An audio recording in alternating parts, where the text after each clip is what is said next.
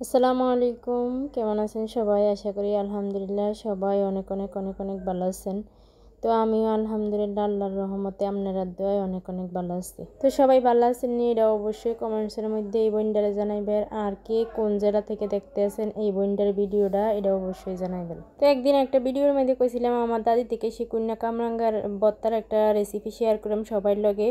তখন কামরাঙ্গাড়ি ছোট ছোট আছিল, এর লেগে শেয়ার করতাম পারছি না। হন হইছেন কি সুন্দর মাশাল্লাহ, কেমনে দূরে রয়েছে। কিন্তু কত হইলে খাওয়ান না মানুষ নাই, গাছের নিচে পইরে বাটকাইয়া থাকে। আহারে কামরাঙ্গা, আগে ছোট কালে এই কামরাঙ্গা মানুষের বাড়ি থেকে কত খুঁজে খুঁজে আইনা খাইছি। আর এখন কামরাঙ্গার বউবন আছে কিন্তু সেই রুচি নাই কেল।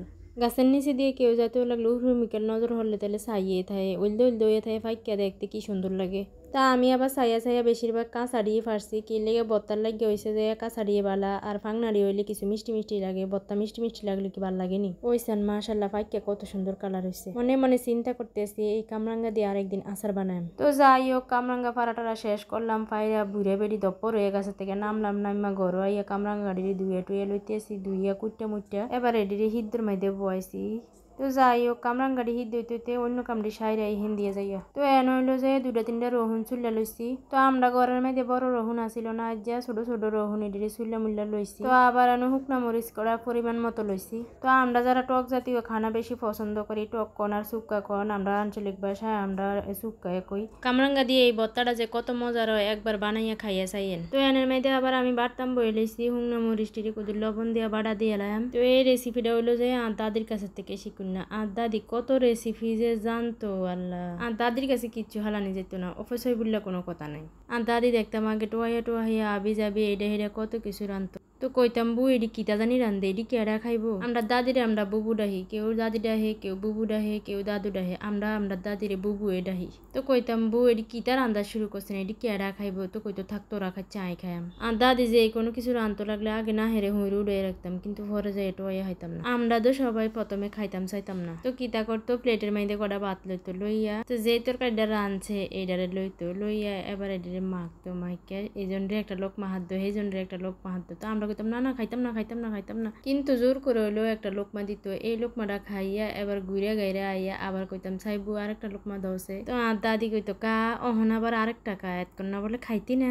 আহারে দাদি, অনেক মিস করি এই দিনটি। অহন আর আমরা খাওয়াইতে পারে না, দাদিরে আরেকজনে খাওয়াই দেওয়ার লাগে। আর দাদির এই রেসিপিটি আবার অহন ইউটিউব ও ফেসবুক ও বড় বড় সেলিব্রিটিরা দেখি রান্ধে। তো আই আবার এডি দেখলাম আর আমারে আর পুপুরারে দেহাই কই সা সা আগে যে আর বউ এডি রানতো আমরা কত কথা কইতাম মনসা হেতারা কেমনে রানতে আছে। আই আবার এডি হেতারার দেহাই আর কই। আর বউ যদি আগের মতো ভালো থাকতো তাহলে আমি বউর একটা ইউটিউব চ্যানেল খুলে দিলাম। আর বউর ভিডিওর মধ্যে মিলিয়ন মিলিয়ন ভিউজ হিট করলো। এডি কইলে হেতারা আসে, কয় অহন তোর বউরে উড়াইয়া না চুলার দরে বহাইয়া। এডি কইলে যে কষ্টটাকে মনে মনে ভাবে আরে যদি সত্যি সত্যি দাদি আগের মতো চুলার দরে বইতে পারতো। তো যাই হোক, আলহামদুলিল্লাহ আল্লাহর কাছে অনেক অনেক শুক্রিয়া জানাই। দাদা দাদির আদর এত বেশি বেশি পাইছি, এত ভালোবাসা পাইছি, কোনোদিন বলতাম পারতাম না। আমার মনে হয় আমরা মা বাপের থেকেও আমরা দাদা দাদির আদর ভালোবাসা বেশি পাইছি। গাছের ডুম্বুরি রাইন্দা খাইছি নি কোনো সময়, আর দাদি দেখতাম এই ডুম্বুরির রেসিপিও বানাইতো। তো যাই হোক, যারা যারা আমার মতো আলসে আছেন তারা আরেকটা কাম করতেন পারেন। আমি আবার এনে সিদ্ধ কামরাঙ্গাড়িরে বাইটটা লইছি, আপনারা আবার সবডিরে একখানো করে ব্লেন্ডারও করে লইতেন পারবেন।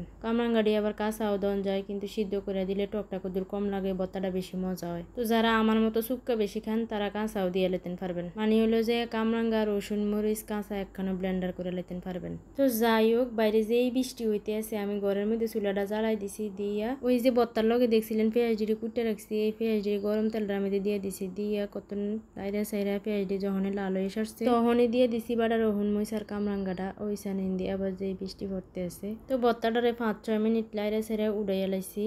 তেন দিয়ে আবার বিলাতি ধনিয়া পাতা দিয়ে দিছি। এই রহুন মুচ্ছের ভর্তাটার মধ্যে বিলাতি ধনিয়া পাতা এত একটা মানায়। তো হইয়া গেছে আমার দারুণ মজার ভর্তা। আপনারা একবার চেষ্টা করে দেখবেন গরম ভাতের লগে এই ভর্তাটা যে কি মজা লাগে। যারা একবার খাইবেন তারা খালি আমার নাম লইবেন আর আমার দাদির লেগে দোয়া করবেন। তো আরেকটা কথা, এর মধ্যে তেল বাইসা যেতে আছে, এই ভর্তাটার মধ্যে আরো কম দিলেও তেল কিন্তু বাইসা থাকে। তেল যদি আপনারা চান তাহলে আলাদা করে নিতে পারবেন। এই দেখেন আলাদা হয়ে যেতে আছে, এই ভর্তার মধ্যে কিন্তু থাকে না তেলটা কিন্তু আলাদা হইয়া যায় আরো কম তেল দিলেও। আমি এই তেলটারে সাইকে নিছি। তো যাই হোক, ভিডিওটা কেমন হয়েছে অবশ্যই কমেন্টসের মধ্যে জানাইয়েন, আর আপনারা অবশ্যই চেষ্টা করবেন, দেখবেন অনেক মজার একটা রেসিপি। যদি ভিডিওটা ভালো লাগে তাহলে অবশ্যই লাইক কমেন্টস এবং শেয়ার করে পাশে থাকবেন। ভালো থাকবেন সবাই, আসসালামু আলাইকুম।